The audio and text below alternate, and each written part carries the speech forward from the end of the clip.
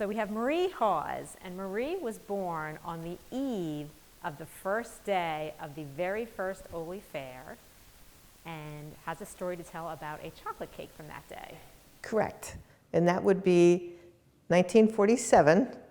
And I was told that my mother made a chocolate cake to bring to the fair because our whole family was involved in the fair then and still is. So the chocolate cake did not make it to the fair, but I did. And that was on October 1st. October the 1st, 1947. All right. Some other things that you maybe remember about when you were in school and the fair and how they used to bus you to the fair?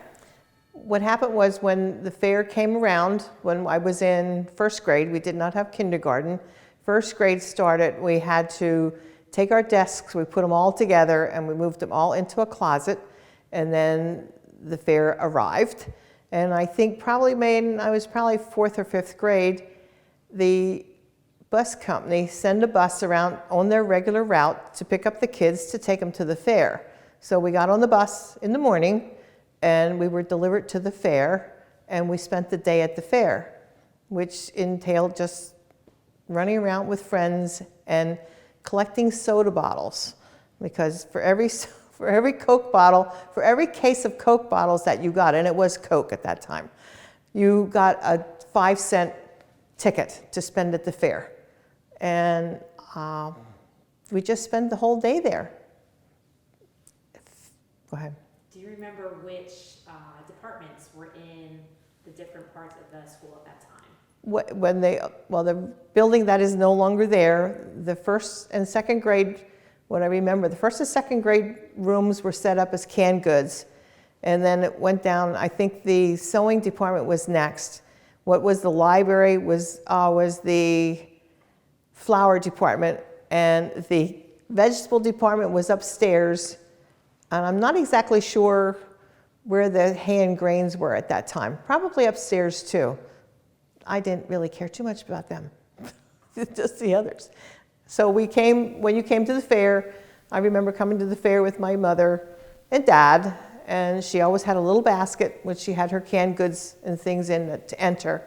Plus then my sister and I, we had a little pumpkin to bring, a little tiny pumpkin, not like they are today. And those we had to take upstairs. So in today's fair, I don't know where we would have put those pumpkins.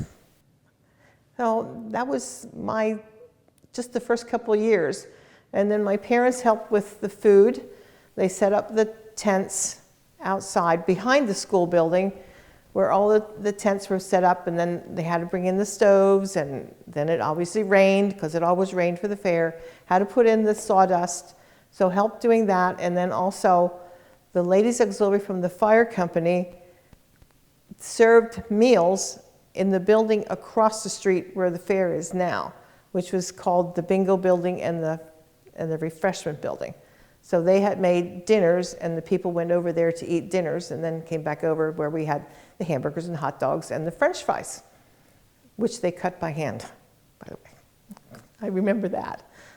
And just, they also had the animals. The animals were all over in the back where the fields are now and the school is. And also where the school is built now, the new school, where the parking lot is, that was the area where they always had the hockey games and the soccer games, and there always was a hockey game and a soccer game during the week of the fair, because that was the entertainment for the week. That's what I remember. Okay. Do you have any other special memories? Just being at the fair most of my life, I think. Lived out of the area I lived all the way in Boyertown, but then after that, moved back up here, and then just became more involved in the fair. Helped in the canned goods department, and helped in all the other departments, and the world evolves. And you get involved in more. So that's what I remember.